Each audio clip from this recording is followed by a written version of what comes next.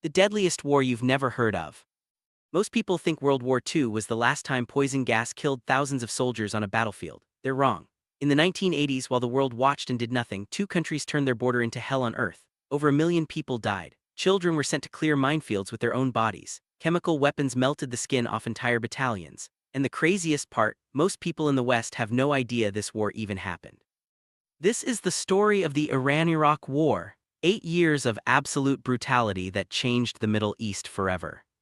September 22, 1980. It's just before dawn in the Iranian city of Khorramshahr. People are asleep in their beds. The city sits right on the border with Iraq, separated only by the Shatt al-Arab waterway. For years, this river has been a source of tension between the two countries. But on this morning, tension turns into something far worse.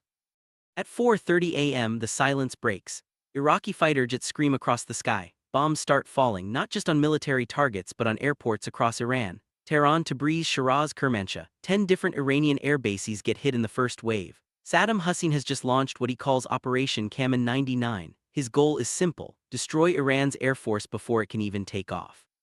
But this is just the beginning. On the ground, Iraqi forces are already moving. 6 divisions, over 190,000 soldiers, supported by 2,700 tanks and 1,400 armored vehicles. They cross the border at multiple points. Their main targets are Iran's oil-rich Khuzestan province and the strategically vital cities along the border. Saddam Hussein thinks this will be quick. He thinks Iran is weak. He thinks he can win this war in a matter of weeks, maybe months at most. He's about to learn how wrong he is. To understand why this war started, you need to go back a bit. Just a year and a half earlier, Iran went through a revolution. The Shah, who had ruled Iran with an iron fist for decades, was overthrown.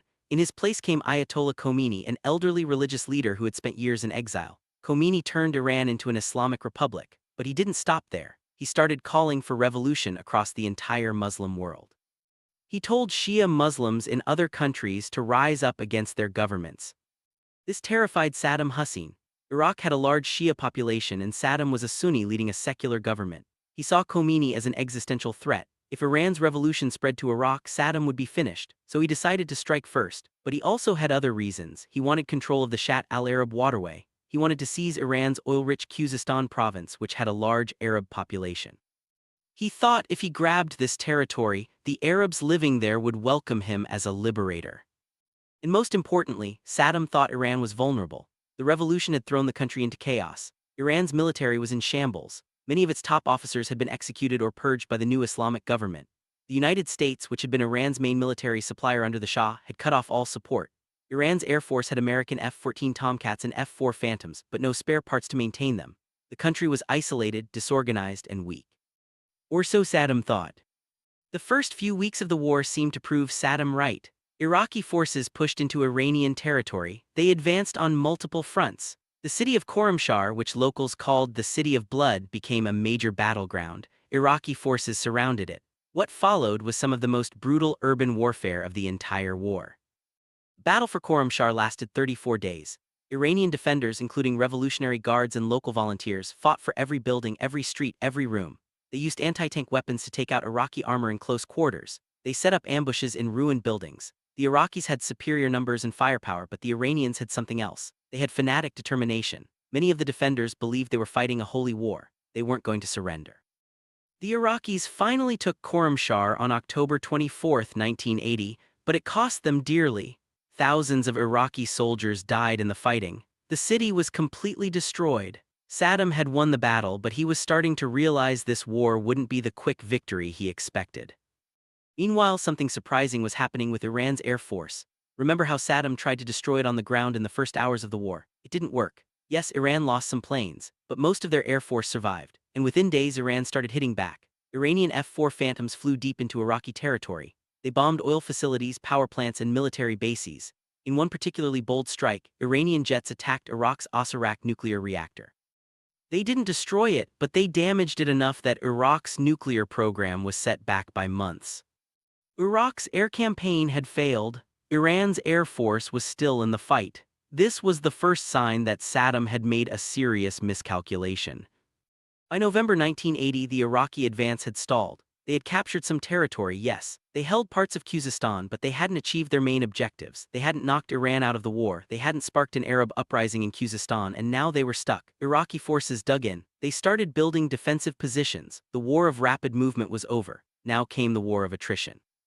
And Iran was getting organized. In the chaos after the revolution, the new government had struggled to build a functioning military. They didn't trust the regular army because many of its officers had served under the Shah. So they relied more and more on the Revolutionary Guards, the Pastaran.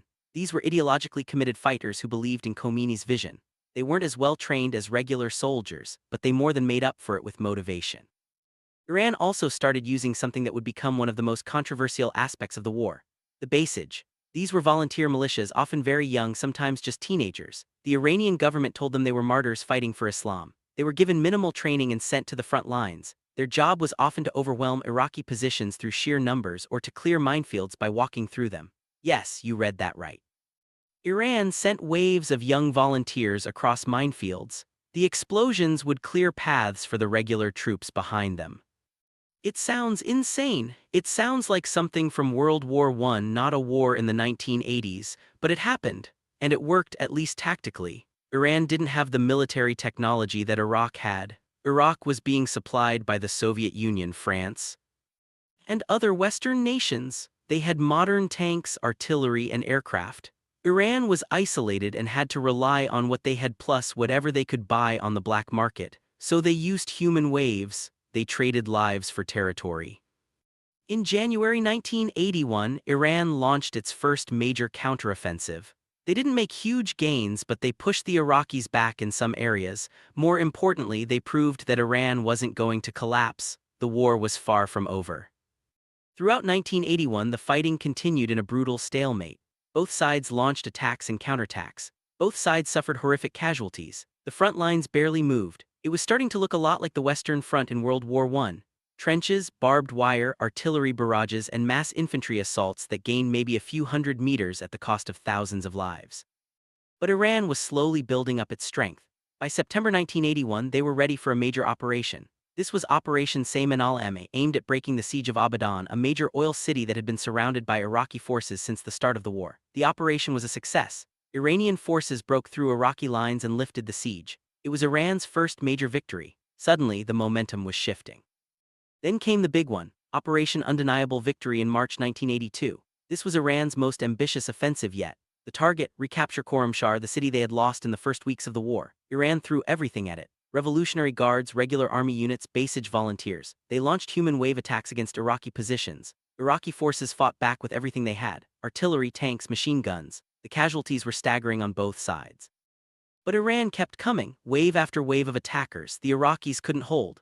On May 24, 1982, Khorramshahr fell to Iranian forces. It was a huge symbolic victory. Iraq had occupied the city for a year and a half. Now it was back in Iranian hands. Better yet for Iran, they had taken 19,000 Iraqi prisoners. Iraq's military was reeling.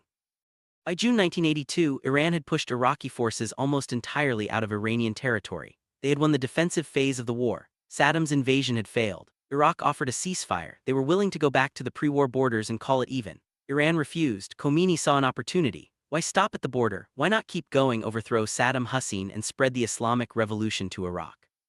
This was a fatal mistake. Iran had been fighting to defend their homeland. Their soldiers were motivated because they were protecting their families and their country, but now Iran was going on the offensive. They were invading Iraq, and that changed everything. In July 1982, Iran launched Operation Ramadan. The target was the Iraqi city of Basra, Iraq's second largest city and a major port. If Iran could take Basra, they could potentially cut Iraq in half. It would be a devastating blow. Iran sent 100,000 men across the border. Once again, they used human wave tactics. Once again, the casualties were horrific. But this time, Iran was fighting on Iraqi soil, and Iraq was fighting for survival. Iraqi forces had prepared defensive positions in depth. They had minefields, trenches, fortified bunkers, and they fought with desperate determination. The battle lasted nearly a month. Iran made some initial gains but couldn't break through. They lost an estimated 30,000 men killed and wounded. Iraq's casualties were bad too, but not as catastrophic. The attack failed. Iran tried again and again over the next few years. Operation Muslim Ibn Aqil in October 1982. Operation Khaybar in February 1984. Operation Badr in March 1985. Each offensive followed the same pattern.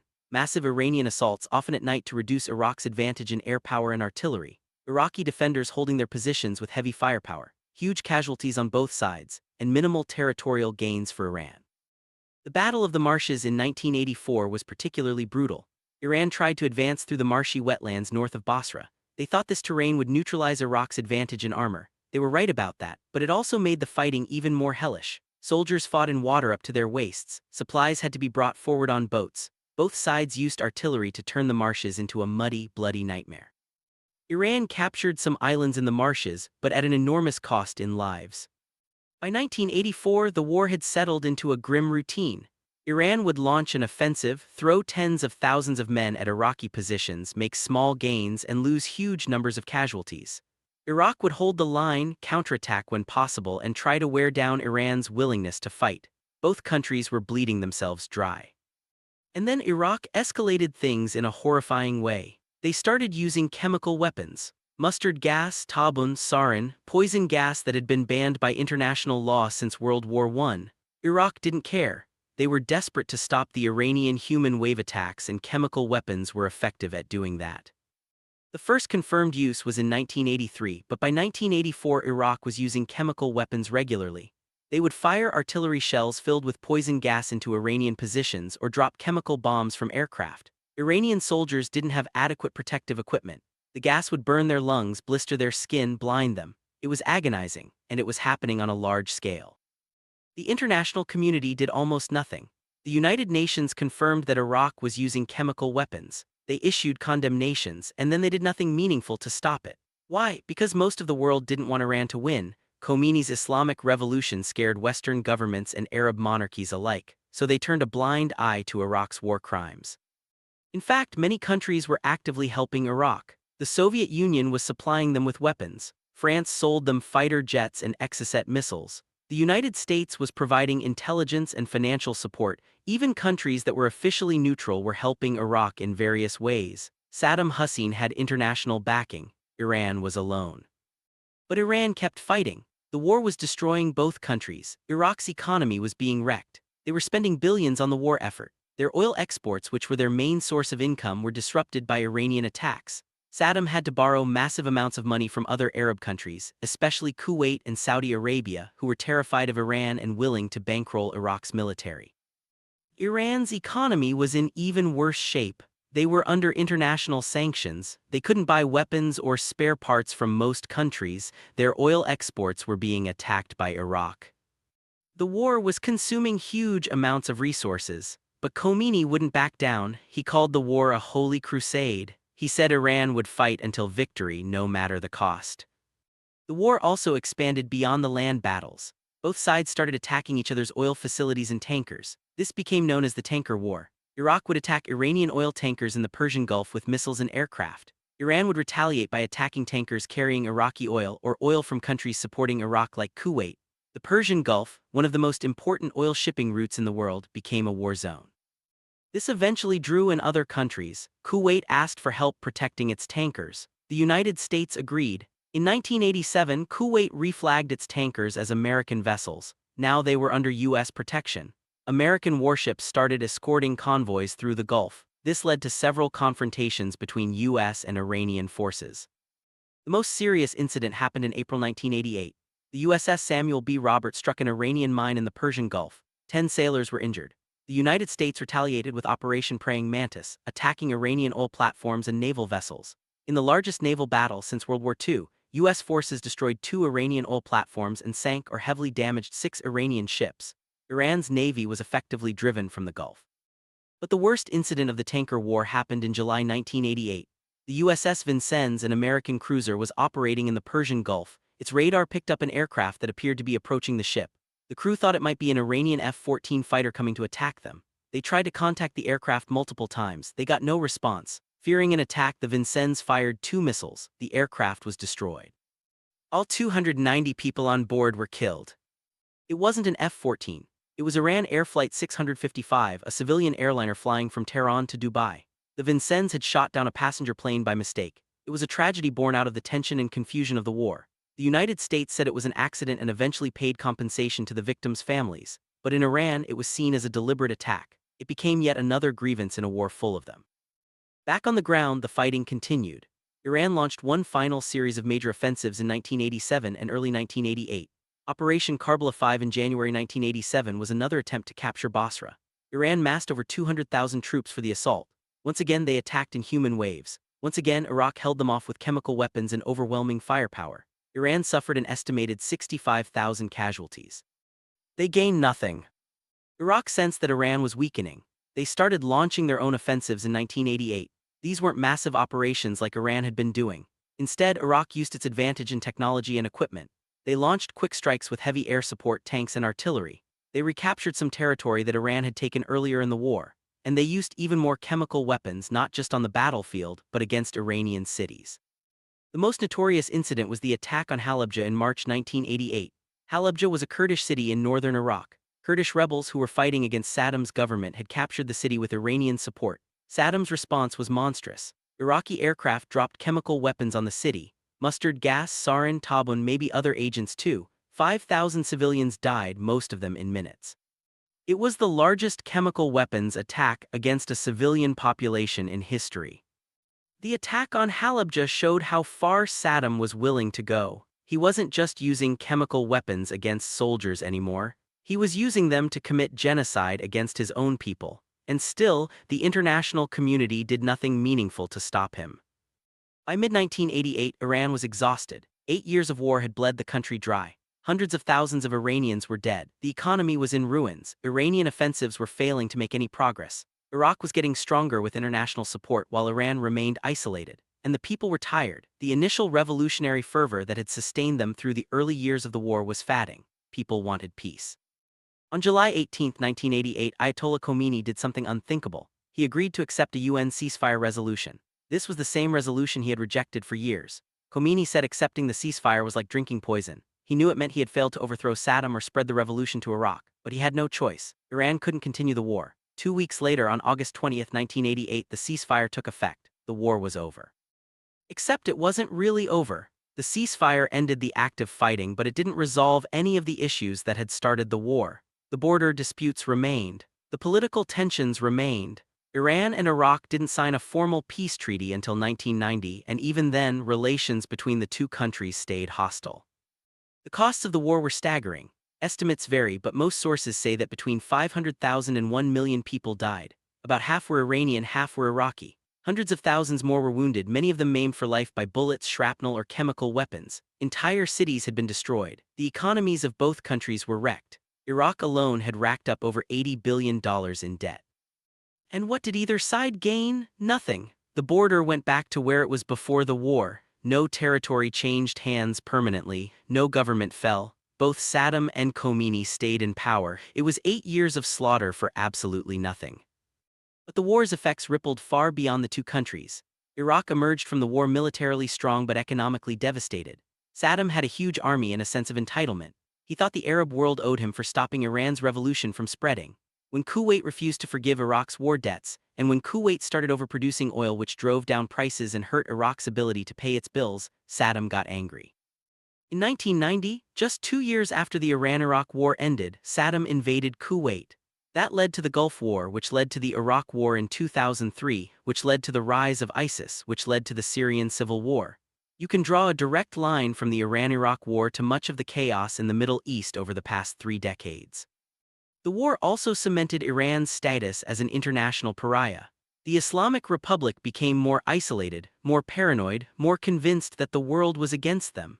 That mindset still shapes Iranian foreign policy today. Iran's support for militant groups like Hezbollah and its nuclear program can both be traced back in part to lessons Iran learned from the war. They learned they couldn't rely on anyone but themselves. They learned they needed to develop weapons of mass destruction to deter future attacks. They learned they needed proxy forces across the region to give them strategic depth. For the Iraqi people, the war was just the beginning of decades of suffering.